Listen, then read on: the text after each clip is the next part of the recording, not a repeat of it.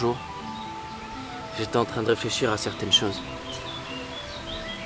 Nous vivons une époque où la guerre n'a jamais été aussi loin et aussi proche à la fois. Toute civilisation a connu des guerres.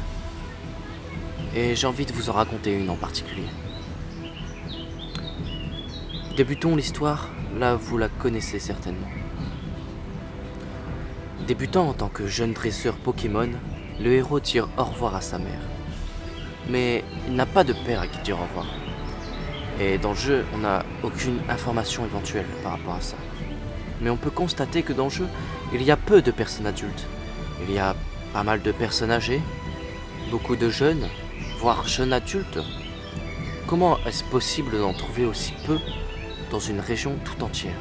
Mais ce n'est pas la seule question qu'on pourrait se poser. Pourquoi les dresseurs sont-ils limités à 6 Pokémon seulement? Que pourrait faire un dresseur malveillant avec beaucoup plus de Pokémon? Oui, il pourrait faire énormément de dégâts. C'est un peu comme ces organisations criminelles qui ont autant de facilité à se créer. Ça ne prouve rien, mais ça montre la désorganisation du système. Un peu comme si il venait de s'être mis en place. Peut-être qu'il est si récent à cause d'un désordre passé. Mais pourquoi? Un des champions d'arène, le Major Bob en français. Quand on arrive, il nous dit « gamin, tu fais quoi là? Tu ne résisterais pas longtemps en temps de guerre. Je vais te dire, mes Pokémon électriques m'ont sauvé la vie. Et ouais, ils ont paralysé mes ennemis avec leurs éclairs. Une vraie boucherie. Il va t'arriver la même chose. Compte tes dents. Tu vas morfler. » Le Major serait un survivant d'une grande guerre passée et qui aurait fait de nombreuses victimes. Mais ce n'est pas tout.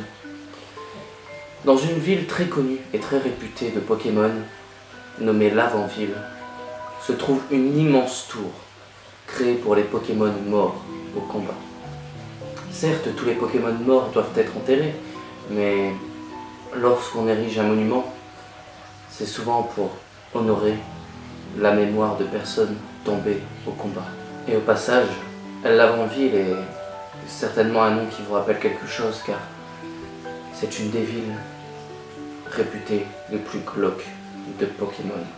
De plus, une petite anecdote, on apprend que dans le film Lucario contre Mew, les Pokémon sont utilisés pour les grandes guerres. Alors, pourquoi a-t-il pu y avoir une guerre? Quelles seraient les raisons de cela? Une des théories est que, il y a plusieurs années de cela, une guerre effroyable a eu lieu entre les régions. Une guerre sans précédent, une guerre de profit, une guerre de puissance, une guerre d'hommes et une guerre de Pokémon.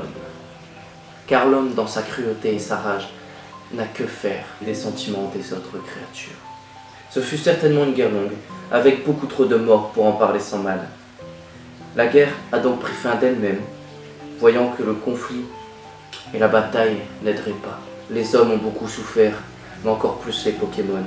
Certains étaient même devenus rares, et au fil du temps, au fil des jeux, on en retrouve de plus en plus. La nature reprend ses droits et laisse ses évolutions agir sur ces petites bêtes. Et aujourd'hui, plus que des armes, les Pokémon sont devenus de véritables proches des hommes.